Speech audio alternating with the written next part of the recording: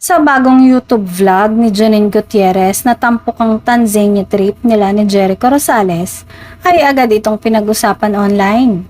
Sa vlog, makikita ang dalawa na super relax at masayang nag-e-enjoy sa nature. Mula sa wildlife encounters hanggang sa simpleng lakad sa mga trail.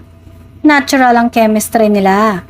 Hindi kailangan ng script o arte para maramdaman kung gaano sila ka-connected sa isa't isa. Marami ang natuwa sa candid moments.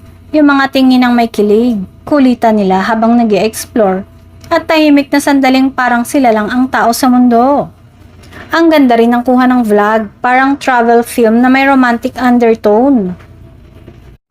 Sabi ng fans, refreshing makita sina Janine at Jericho na naglalaan ng oras para magpahinga at magbanding ng malayo sa ingay ng showbiz. Bukod sa adventure vibes, may subtle message ang vlog. Minsan, sapat na ang simpleng bakasyon kasama ang mahal mo para ma-reset ang isip at puso. At base sa bawat eksena, halatang humuhugot sila ng lakas at saya sa presensya ng isa't isa. Kaya hindi na nakapagtataka kung bakit ang daming kinilig.